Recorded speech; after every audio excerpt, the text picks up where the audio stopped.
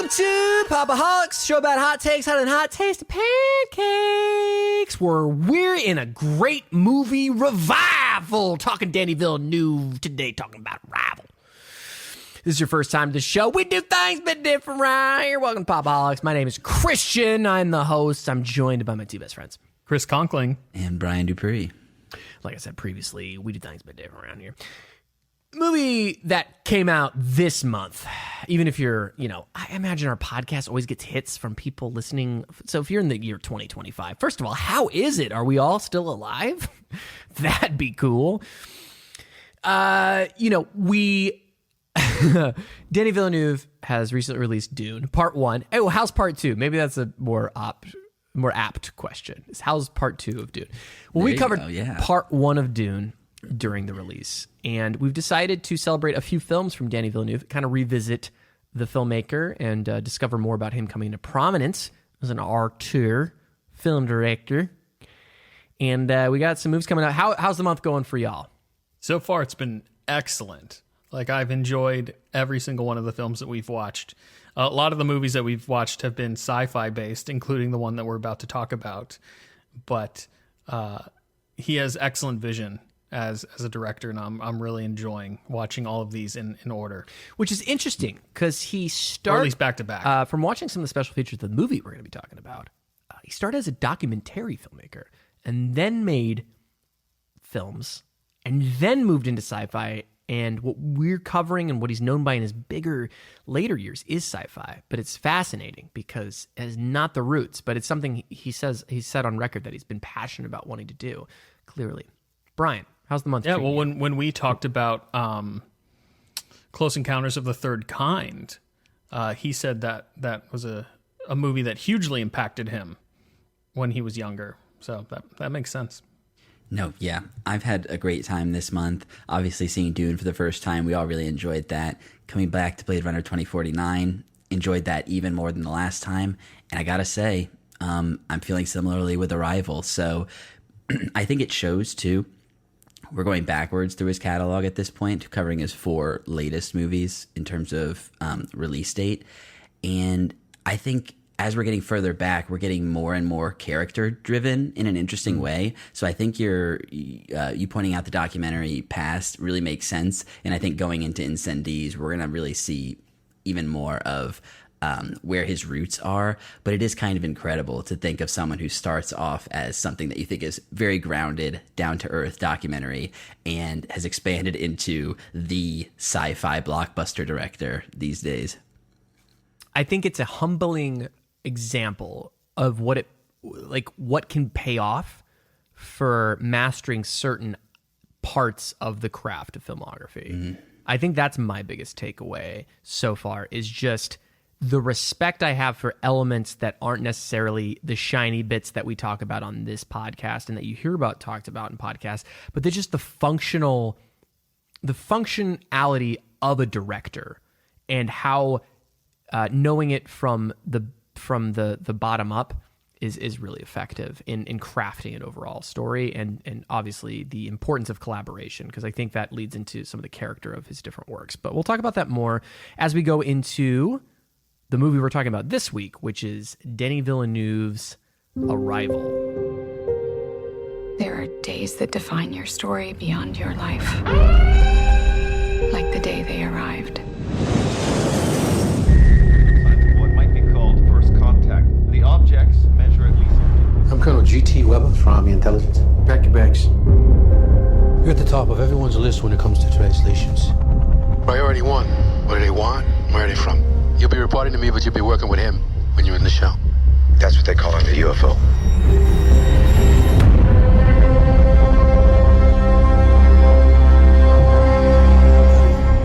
So what do they look like? You'll see soon enough. Every 18 hours, the door opens up. That's where we go in.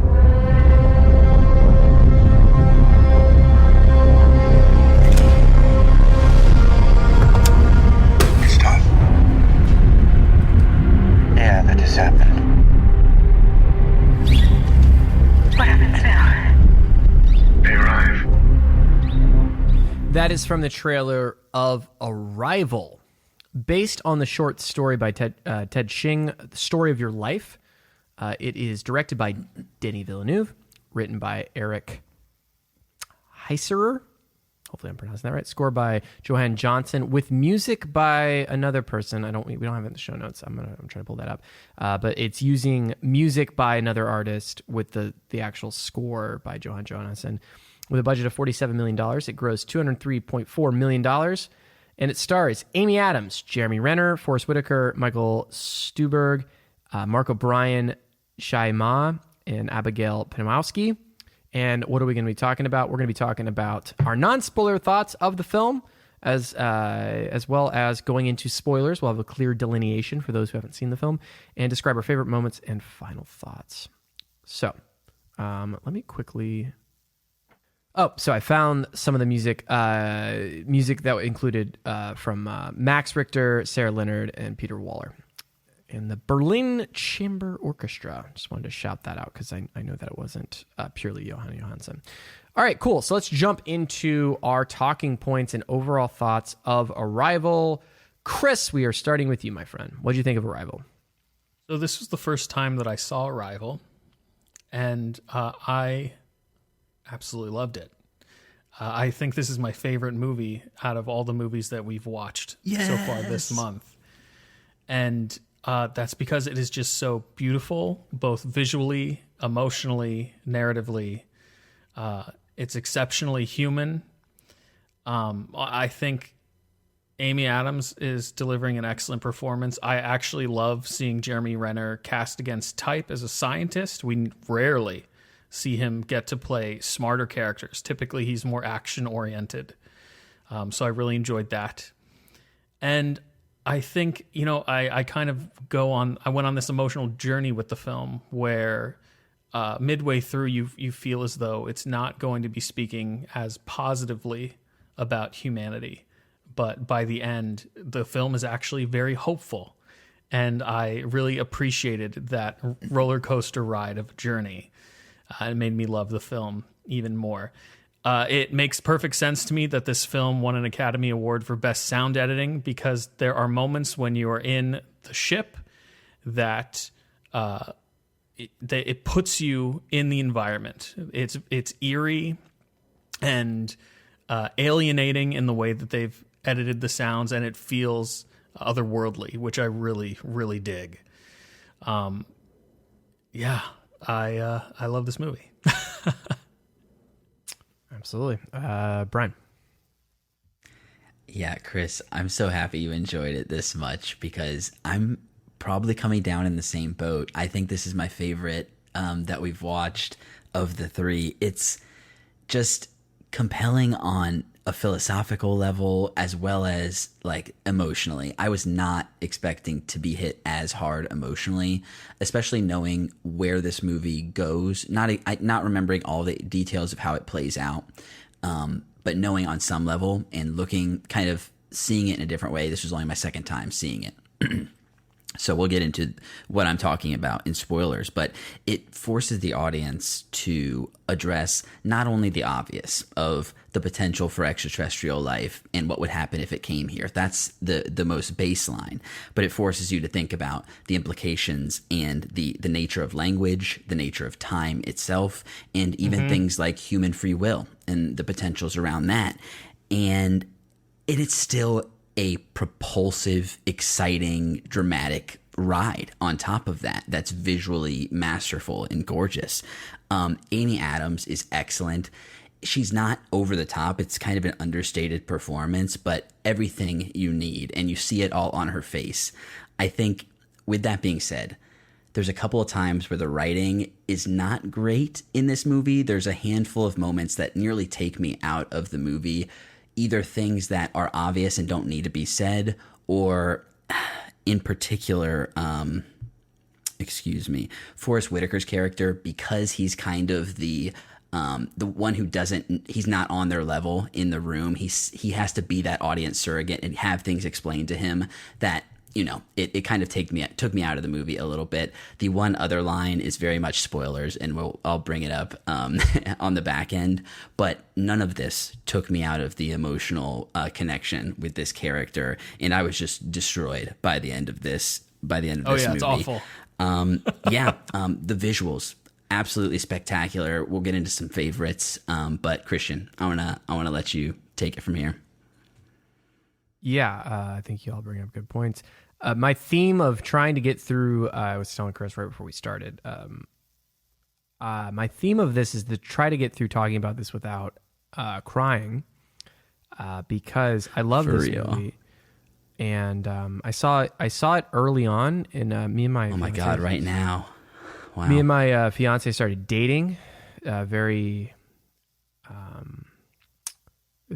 soon after. Like we were only in the first year of dating when we saw this movie, and the movie has a lot of themes that are like super personal for me right now, which I'll get into later. But so there's a lot of things, and I love Denis Villeneuve, as I've discussed. I'm a bit of a Denis Villeneuve fan. So, I don't think I can actually see this movie and critically talk about it actually without having a super emotional tie to it now and then. I think it's beautiful. It's my favorite type of movie. It's a genre film. I love genre films where we're talking fucking aliens or whatever, but it's done in a way that feels really grounded. The tapestry among everything is really well laid out, but it's not overdone. There's this tension that's built up from news feeds and from other characters that really give you the scope while it's still staying extremely intimate. Amy Adams actually was about to take a leave to be a parent, and she came back to do this one project. She actually had a hiatus on her career, and this project I just got chills. Are you kidding me? Yeah, she read this project and was wonderful. and she did it just because she wanted to do it. And I think there's a lot of that, and I get the sense that this project meant a lot to a lot of people. The person who wrote it, Ted Chiang, was very precious about it and didn't want to sell the rights unless it was a screenplay that made sense, because he thought it would be kind of hard to pull off for the short story. But I think short stories often, if you nail them right, are really great for feature films. And I think this is proof of it. I love the artwork. They took design on they took chances on the design elements as far as all the extraterrestrial stuff we see. It's new, it's fresh, and it gives you that feeling of unknown. And I think pulls it off at the end with absolute heart, and it feels brief. I honestly was like, I don't remember this movie being this short, and it's still 2 hours long, which is not a short film. It's not a terribly long film, but I think it's I don't think there's an ounce. There's not. It doesn't feel its length. The things that are long are like just your anticipation for what's happening, and are expertly done. And I love it more than the first time I saw it. And it's after rewatching it, it's hard to see it clear-eyed. It really, really, really is. Because when I saw it, when I rewatched it, I really enjoyed it, and I was like, "Oh, man, I love this film." I'd seen it in theaters, and I still love it. And my fiance was super pumped to watch it again, which is crazy. She's not into a whole lot of sci-fi stuff, but she remembered watching it with me, and she was like, "Oh, I'm so down to watch it." And we watched it and went to bed. And I woke up the next morning, and I was driving to work, and I just started crying because I was thinking about the movie.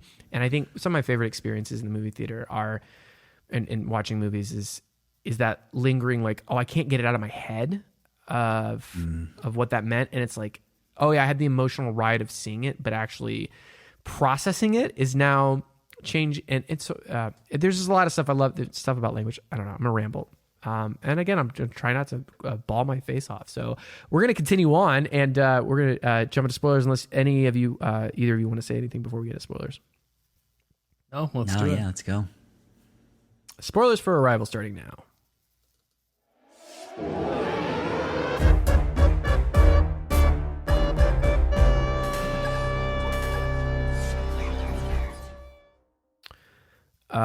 All right. Do we want to go into favorite moments, or is there anything we want to say just with the spoiler blanket off? Sure. I think we can go directly into favorite moments. Are you okay with that? Yeah, sure. Who wants to go first? Start us off, Chris. All right. So I have two favorite moments in the film. And the first is really just this, the process of Amy Adams and Jeremy Renner coming in contact with the aliens and trying to discern how they communicate with each other, and all the scenes in which they break down what communication and linguistics are. And there's this really great scene where Amy Adams' character is trying to break down to Forest Whitaker's character, like the order of operations in terms of coming into contact with a species or a person that doesn't speak your language and finding common ground within the two various forms of communication. And it's just very interesting to me. When I was in college, I did a little bit of studying surrounding the philosophy of language. So communication has always been a subject matter that I find extremely interesting. So that aspect of the film I thoroughly enjoyed. And I just really love the fact that once you learn how to speak this particular alien language, it shifts your perspective of how the world and time function. And it's just this great element added into the movie where we think we're watching the movie in linear terms, but it turns out that Amy Adams' character has already deciphered the language, and we're actually seeing the entire film through her eyes for the most part, and how she views time, which I think is just so fucking interesting. You know what it, Chris, you know what it reminded me of was one of our first episodes is about Fargo season 2. It's so weird to think that we covered an entire season of television, which we were like, that's going to be tough to do again. But it was so worth it because you remember at the end of that, one of the father figure who's a police officer, he kind of is becomes a hermit a little bit, and it's Ted Danson, right? Ted Danson's character, yeah, is working on creating a new language because he's like, I feel like if we could just communicate each other, we'd be better off. And so much of this movie is about that, and I think all the language stuff. I mean, there's so many elements. I'll point out to the fact when she tells the kangaroo story to Forest Whitaker's character, and she goes, well, it's not true, but he got my point. And it's like, oh my God, that's so much about language and religion and philosophy, where the capital T truth of it may not matter if the idea that you were trying to get across is conveyed. And that's so much of language, which is like, you can be telling the absolute truth, but you say it in a way that causes disruption, changes what the purpose of even saying it's just was. It's not received correctly. Yeah. And this is, Chris, to your point, like, this is one level that it's so brilliant on, right? Because you take away the aliens, you take away the time, and this is what language is. It's like, if you wanted to understand a culture, understand a people, you have to put yourself fully in that in their perspective, and language is the way we process the world literally, right? Well, down to a certain level, it's debatable, but words, intrinsically tie into how we perceive the world literally. And to frame it in this way is just incredibly well done. So I just want to say it's like a pseudo favorite moment that ties in with this, that is supposedly true within the context of the movie. She doesn't say it's a lie. The Sanskrit translation for the word war, in the differences between, so one person, the guy that she sends him to, says that it means an argument, and she says it means a desire for more cows. So this sort of nuance and how one thing can mean something completely differently if you reinterpret it in a different way, just speaks so clearly to general misunderstanding between cultures, between people, period, right?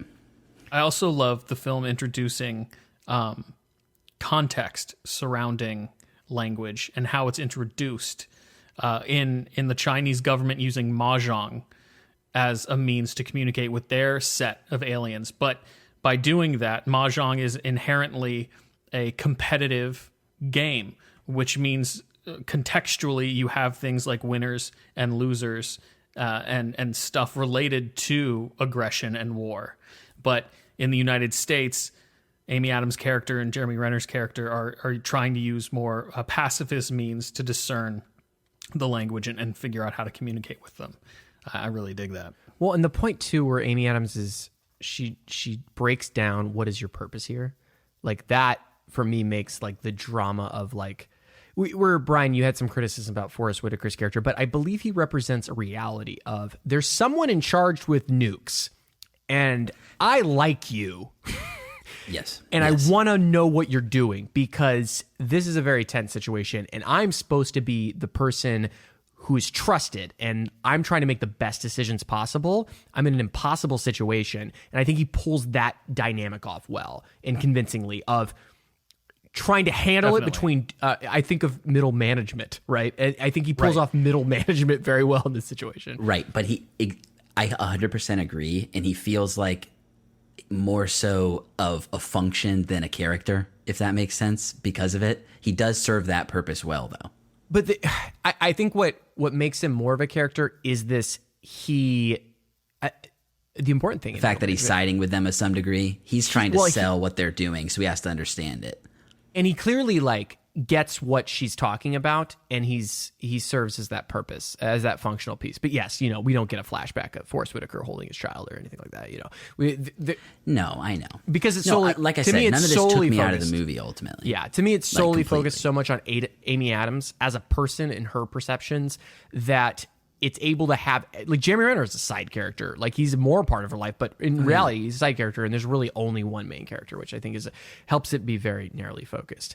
But back to that scene where she breaks it down. There's a lot of these things that I'm going to get into about why this film is personal. One surprising element is that one of the most impactful things I had in my education was I had a really, really, really, really, really, really, really, really, really, really good 6th grade English teacher, which I think shaped who I am profoundly. And she was of the opinion that, I think acutely so, that at our age in 6th grade, we were going to be the best prepared to learn complex things if we were pushed to the point where we can understand them. And she basically was like, I'm going to give you college level language classes. And to the point where I finished my English Composition 2 with literally no problem whatsoever. And any other class before that since 6th grade. I got a C in 6th grade English. I got nothing but A's from that point because of how good of a teacher she was. Wow. And part of what we did was brutally dissect and diagram sentences. And that helped me understand the English language in a profoundly intuitive way, where I understood the function of every single word that you would use. What is the function of this? And to break it down with Amy Adams' character and put you there and make it about, literally she almost diagrams a sentence in front of us. And I was like, oh. She does, yeah. It's so. I just want to be clear that that scene's amazing. Yeah, it's a standout moment for sure. Definitely. Yeah, and the fact that so much of it is about communication, and it's not only communication between your loved ones, but also between nations, and it's able to have that scope and talk about how the importance of that. I mean, that's stuff that's all insanely right up my alley, and I think very well executed. I'm not sure. I'm very curious, Brian, to hear your quibbles as far as lines, because I don't think there was more than maybe 1 or 2 lines that I was like, I would have written that differently. It's really that. So one of the lines, the first scene where he's introduced and he kind of seems to expect her to be able to translate an alien language from just this verbal thing is kind of silly. So naive. Yeah, very naive. So, but he says, sorry, let me find my notes here. He says, you made quick work of those insurgent videos. And she says, you made quick work of those insurgents. And it's like this sly remark about people being presumably killed. So it felt like this weird out of touch thing that is just like, okay, I don't know. I felt a little bit icky about it, and they were sharing camaraderie over this strange thing. But I get that she's like a master. I didn't read it as camaraderie. I didn't read it as camaraderie either. Yeah, she was hesitant. It's a dig at him. She was hesitant to help him. She's like, I don't know if you're going to use me appropriately because your government has not proved itself in the past. She goes, I think Christian and I read it the same way. Okay. So maybe she's pushing back at him there. Okay, yeah. I think she is, and he doesn't like that. Which is, she goes, why should I trust? It's a why should I trust you? I see. Yeah. Okay. So that's fine. Generally, like I said, Forrest Whitaker's you made character quick work of those stand-in. insurgents. Now show me your penis, General Fuck Fast. Well, I didn't think it was that. But this is a different movie. Well, because you were reading it as an admiration of and you were very skilled with your weapons, sir. That's what I was saying. Yeah, I guess I made it totally way just more sexual dismissed- than it needed to be, but that's me. What was the other line, Brian? So yeah, the main one that felt out of character, because there was something else with Forrest where he's like, in a more advanced race nearly wiped them out. Just this classic like stupid logic that they're bringing to everything, like the worst case scenario, like completely cynical. But the one that nearly took me out of it, but then I was bawling my eyes out shortly after or around the scene, was when they closed the loop, when she meets the General Shang, and he tells her what had happened, that she had knew his personal number somehow, and called him. And then we see her have the realization, and then she says, I called you, didn't I? And it's like, yes, I literally just said that to you. Like, why are you repeating this back when it was just all on her face already? So I was just like, okay. So there was just a couple moments where, it was just clunky maybe. But that's like a little nuance of like, I think underappreciating how much Amy Adams can just sell it with her face, which is hard, right? And having to make sure the audience, because like, I think the movie overall is very confident that the audience can keep up with what's happening. And in that, it's that little bit of like, let's give a hook. And I think it's so hard. I honestly empathize with the filmmakers, because you are being so bold, and it's like, are we going to give any hooks to this ending? And I think that's a little bit that they give to make it easy. And I get where that, trust me, I just ragged on Eternals for a very similar moment of like, okay, let's make sure we say it. But I can see where the film is scared. I would be terrified to go where they go as fast as they do. It's just the movie is mostly 99% confident that everything happening will explain itself. And I agree that maybe is a moment. And I think it does a great job doing that. Yeah. No, and that's maybe one moment where it doesn't need to do that. So yeah. Chris, any other favorite moments? Yes. I love the moment where Amy Adams finally realizes how she's perceiving time, and that she's been perceiving it differently this entire time. And they're not memories of things that have happened in the past, but she's actually having visions of things that are happening in the future. And the movie just does such a great job of leaving the breadcrumbs for the audience to kind of figure this out before Amy Adams does. You know, the scene where she's talking to her daughter about a term, and the daughter's like, it's a more scientific term. And then she's like, well, you should call your father. He's the scientist. Or call your father if you're looking for science, you know? And that's kind of the first breadcrumb where the movie's like, is Jeremy Renner the father of this little girl? It's just, I don't know. It's just that whole moment where she realizes everything that's taking place, and that she's standing next to her future husband. And the fact, Brian, you were talking about like agency, like human agency and free will earlier in our conversation, and knowing what your future is going to bring to you, but still choosing to move along this path. It's just such a powerful message from her, in that she knows that her child's going to die at the age of 12. And she knows that when she tells her husband that she knows that this is going to take place, and has known for a long time, that he can't process it and leaves her. And yet she still chooses to experience love. It's just so heartwarming to me. That was the moment that I pretty much broke. No, yeah. And she's like stumbling into his arms and says, I remember why my husband left me. And I was like, oh no. I just lost it. No. Yeah, and then she's like, I forgot how good it feels to be held by you. Yep. It's, fuck, man. This movie is powerful. I'm just getting chills. Yeah, it's really difficult. See, the first time through, I think I'm just in a different place in my life now. Well, I clearly am. But I found myself so much more sympathetic to her this time. Because the first time through, I'm like, how could you put someone through that? But I was thinking from such a small-minded perspective, because she literally has this purpose to save the world. And it's like, does your daughter dying, do you choose your daughter, saving your daughter from this early death, or saving the entire world? And it's like, I understand this is a really difficult choice, but she chooses it. And obviously, chooses to appreciate the time that she does have with her family, which is something that's ultimately we all have to accept, regardless of if we're taken tragically, right? Yeah, it really is just incredible how ultimately human the story is when it's a story about communicating with aliens. Yeah. So, Chris, you bring up a concept. And I haven't talked about it on the podcast, but I am going to be a dad very soon. And have known for some time. It's big reveal. Big reveal. Oh, yeah. It's going to be happening very soon. Congratulations, by the way. Live on the show. We knew this. Just listeners, we are in the know a little bit here. But congratulations, Christian. Obviously, we're super hyped about this. Yeah, very excited. There's a lot of thoughts and feelings that you can possibly imagine of concern over the future of everything.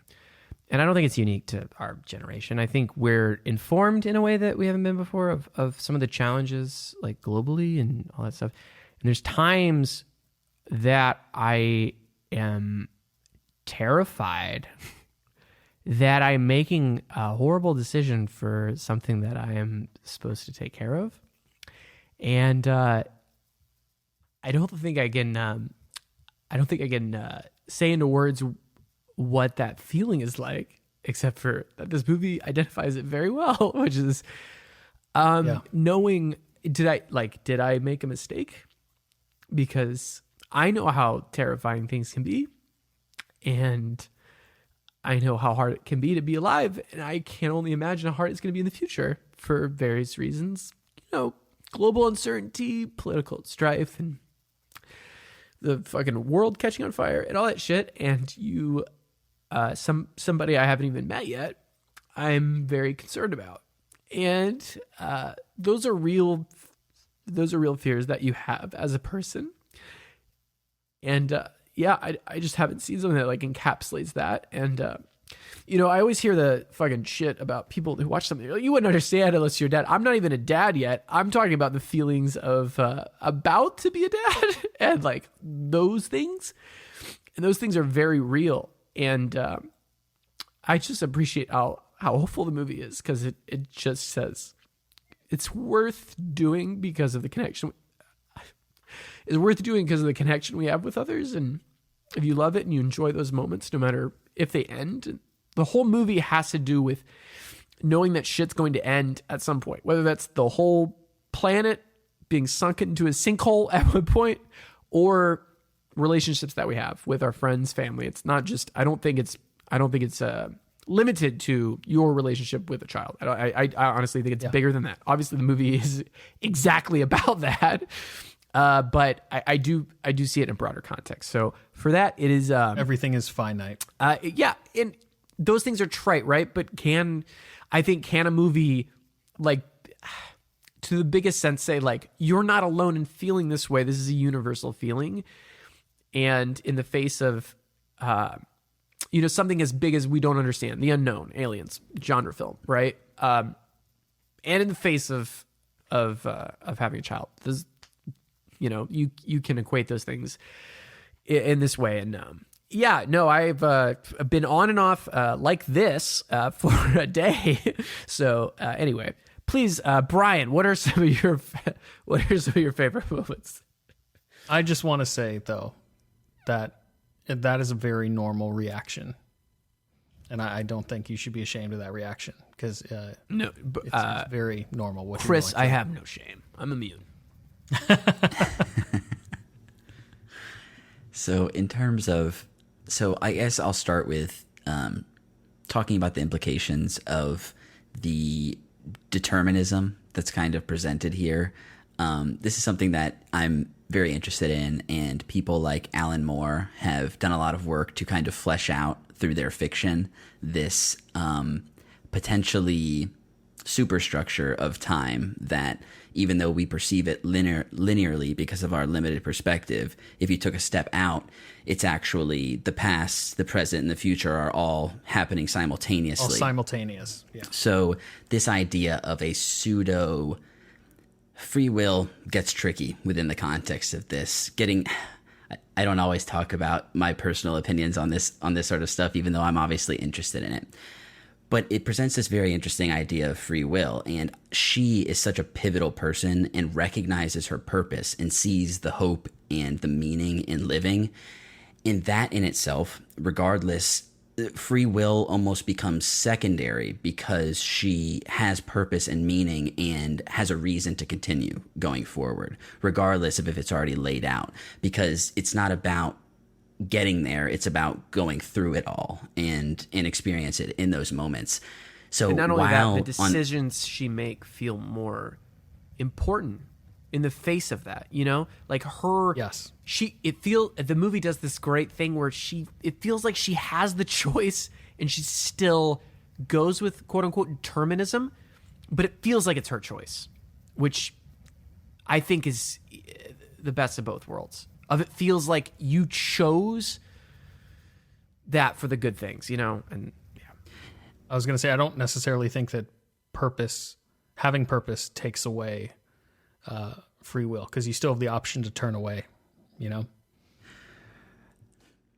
Yeah, these are questions we could go very deep down this rabbit hole. The movie doesn't necessarily. I think it's very. But to your point, Brian, I think it's very acute that the written language, is a circle. So it's the True Detective thing. You know, it's this. There is a level of definitely determinism, but I think in the face of determinism, and the movie's very specific that determination that the determination is just ending, rather than specific choices or free will. It just seems like that it will end in what they call the death process or whatever. You know, it's the idea that nothing stays around and you are a complete whole, which we'll talk about more in a second. I'll let you finish. But it feels less like you don't have choice and more like there is an end, if that makes sense. Yeah, I guess my point in saying this was that I think they lay out something that within the context we see it, it's deterministic to the point of needing to close the loop of her General Shang showing her the phone, right? He's like, he believes that this is integral to the thing. So the whole thing, I love how they close the loop. And even if she did have a choice, everything tied itself together. And I guess my ultimate point in saying this is I think there is a certain type of person that could take the idea of a stagnant, higher level view of time, quote unquote free will at its most free, being illusory, and could turn to nihilism and say nothing matters because of that. And to see how not only through the love for her child and the love for her husband, but also through acceptance of the nature of reality and her place in it, is just really beautiful and hopeful for humanity generally in the face of everything we're facing today. When this movie came out, it's just insanely, we need this sort of hopeful messaging, these days more than ever, maybe. Yeah, and just I think the film, and I think this goes back to Denis Villeneuve's documentary days of focusing on these just like joyful moments when she's playing like cops and robbers, the I'm gonna get you with her kid, and it's like those are like the root of it, of like that's joy, right? And it's not permanent. Like it flashes back between these moments of grief and anxiety and bad decisions, but it's these brief moments of joy that really bring her back, which I think work really well. So in terms of favorite moments, I'll go through a few.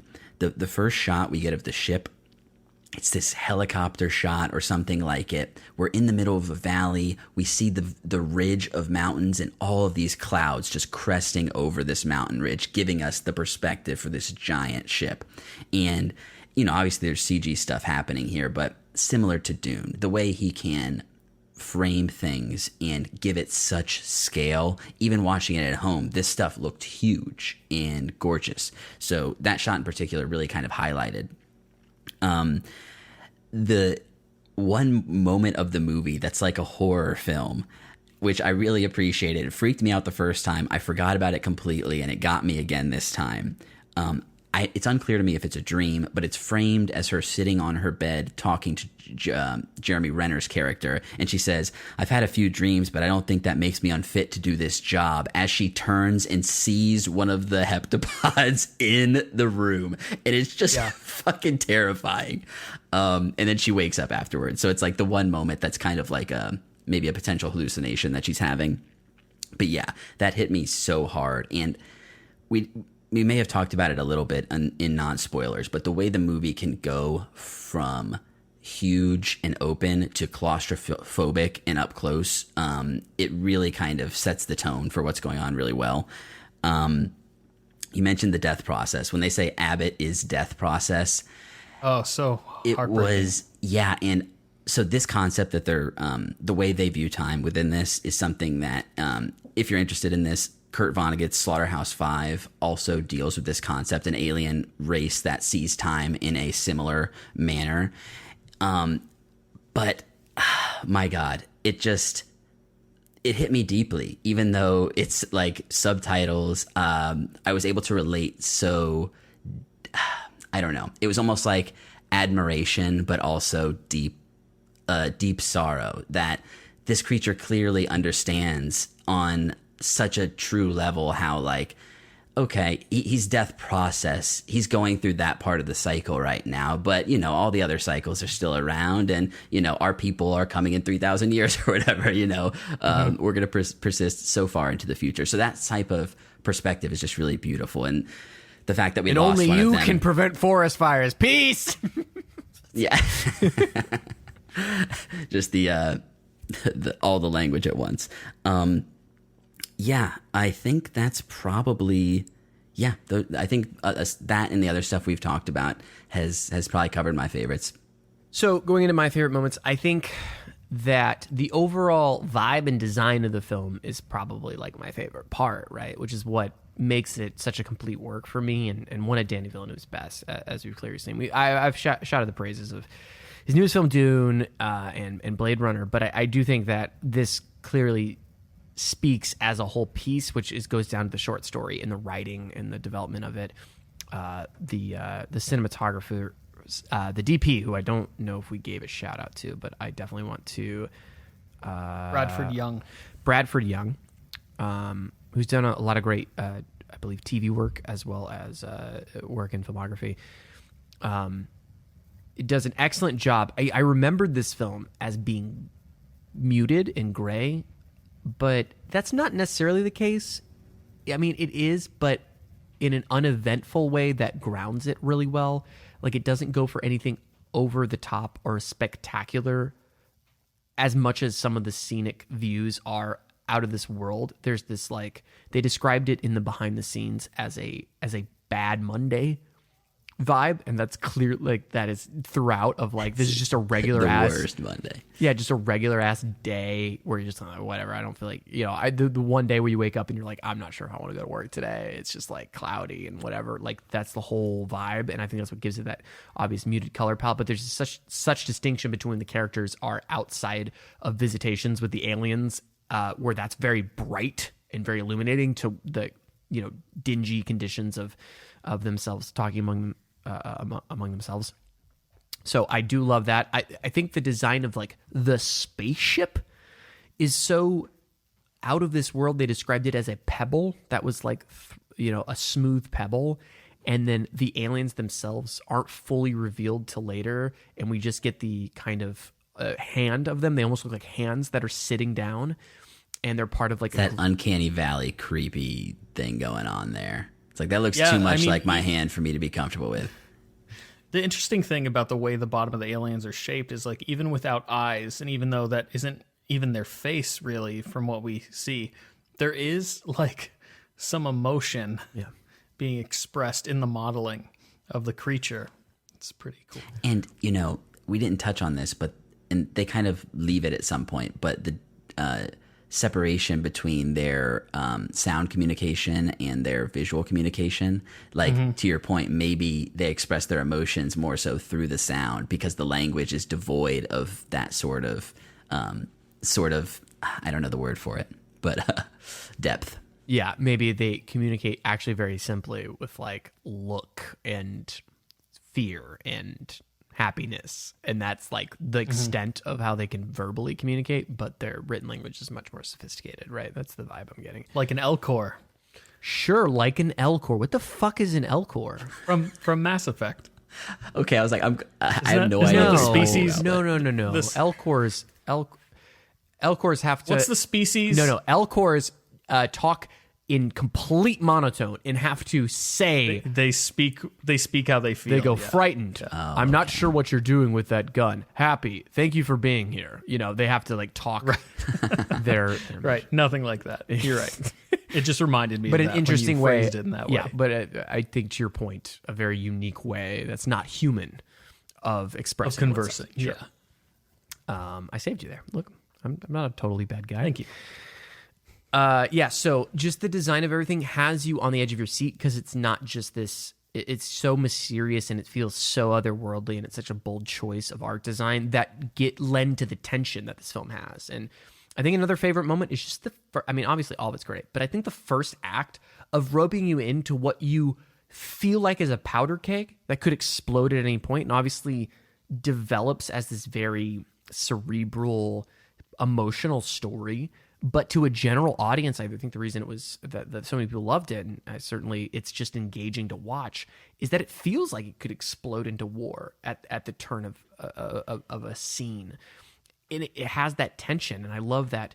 A lot of like the loud stuff too is humankind. Like if you notice at the beginning, it's very quiet, but when the helicopter arises, that's like the peak of the dynamic range is the helicopter that lands, the government helicopter where Forrest Whitaker comes. Like all that stuff in vibe and mood setting, the stuff that Denis Villeneuve is like known for. Like as we've talked about, I think it's the best executed within this script and within this movie, and where all that's just working really well. It's super contained.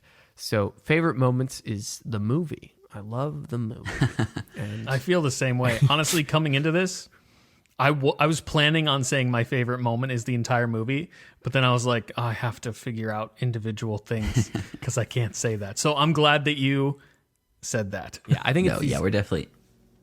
I was just gonna say, I think it's these elements that are all working in every scene that are just insanely well done. You brought up the ship, Christian, and the way that they do it's something you've seen before, but I thought the way the camera moved within it and the way the perspective shifts when the gravity of the ship kind of takes them in, that whole introduction of how the gravity of the ship worked was so effective. You're super claustrophobic. You get the shots, you feel like you're in that suit with her. And then the brilliant touch, obviously canary in the coal mine because of radiation, but that bird's chirping gives such context to this giant room that they're in. It's just an amazing way to set us in that giant cavernous room with them. Just masterfully done, I think. Yeah, I'm glad you brought up canary in the coal mine because I was wondering what the fuck that bird was doing there the entire time. I think that's what it's for, really? like radiation checks. Yeah. No, you're absolutely or right, like Brent. That's what it's there for. sulfuric gases or whatever it is. Yeah, it's like if that bird's okay, we'll be all right. We're okay. Yeah, I think it's so ominous and it feels uncomfortable. But really, you know, aliens are like, we made this room for you. Like we tried, but we're just hands at the end of the day. We're just big hands. So we were gonna put in a couch, but Costello said, you know, we don't have soft too enough much materials. It's going too far. Yeah, just be happy you can. We're about to change the way these people interact with each other. A couch is too much, a step too far. And at the end of the day, just be happy you can breathe, because that was an engineering effort. You people are weird. Yeah, all that's really good. And last moment I'll shout out is I love the turn of there's like this very prescient thing about the military person watching like online videos and like taking action based on that and being Radicalizing. Like, not even radicalizing, but like, you know, feeding the fear. You know, and I guess that ties into radicalizing, but I think it's a more core thing. Like, Because they end up bombing the aliens, right, outside of the chain of command. So I guess maybe radicalizing isn't the right term, but no, I think it is. No, I think you saw it in one way that is maybe a little more political leaning, which is not to say that's wrong. What I'm saying is like, I think smartly so, it actually just taps into like fear, like it's just fear mongering, right, which is a part of radicalization. We're saying the same. Yeah, it's like a basic instinct, something different. We're scared of it. Let's blow it up. Right. Yeah, it's definitely expressing something. Yeah. So all that stuff's really good. Any final thoughts on Arrival? Oh, the real Arrival. It's the arrival of the child, by the way, not the aliens. That's the whole loop. Which I was incredible. Beautiful movie. Yep. Yeah, it broke me. I mean, this movie is emotionally devastating and life affirming at the same time. It's a masterwork for that. I didn't feel a goddamn thing. I don't know what you're talking about. Chris, any final thoughts? Oh no, I already said my final thoughts. Go and vote. Beautiful. Well, is this going to be over? Go and vote for Arrival if the poll's not done. It's going to be over by the time it's a tie right now. It's a tie right now. So I'm interested to see where we end up. Yeah, it just makes me want to go watch Prisoners, especially. Like, I've seen Sicario, and I really like Sicario. I've never seen Prisoners. I've never seen Sicario. I'm going to do a Denny dive at some point soon because this one was like, wow, okay. Unbelievable. Sicario has the same intensity.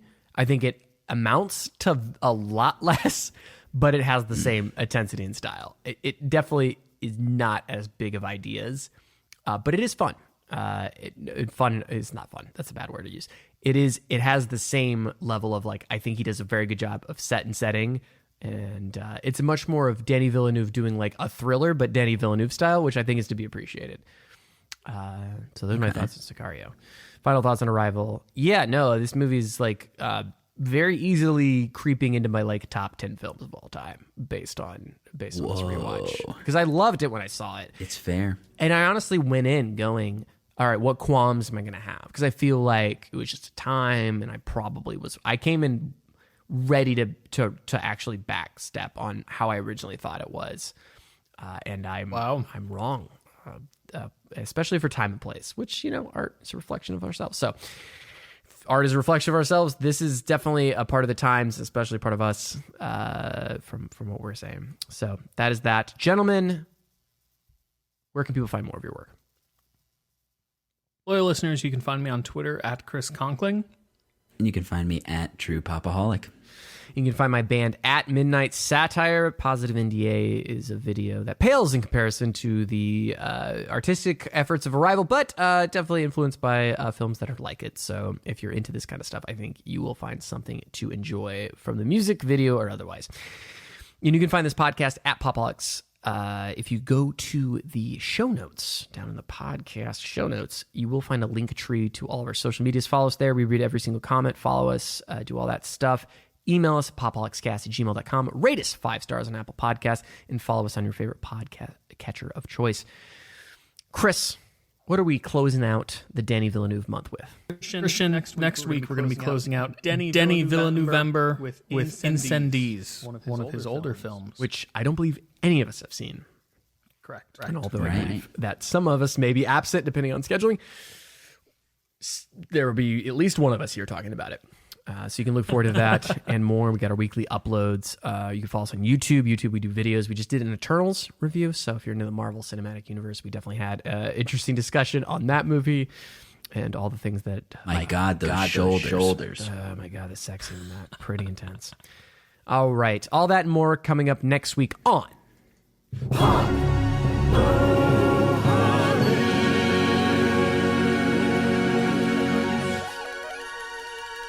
All right. Have any of us ever cried on an episode? Jesus Christ. I got close in about time. Close. I've come for close sure. Before. Yeah, way to make me feel less alone. Definitely come very close. No, I mean, I appreciate you sharing that with us. Bane of my existence. We'll see if I publish the episode. We'll see if that happens. Can't let him know I'm soft. Come on. I'm the Pop-O-Holics host. That was beautiful. It was beautiful. I just want to say, I'm speaking for both of us. Brian and I love you very much. Yes. And I appreciate that you can open up to us like that. So. Well, and the world. I mean, I was really doing it for everybody else. Yes, that's true. We were. This was not to us at all, Chris. Please. It's true. He was really bearing his soul to the world. He gives zero fucks about us. I get it.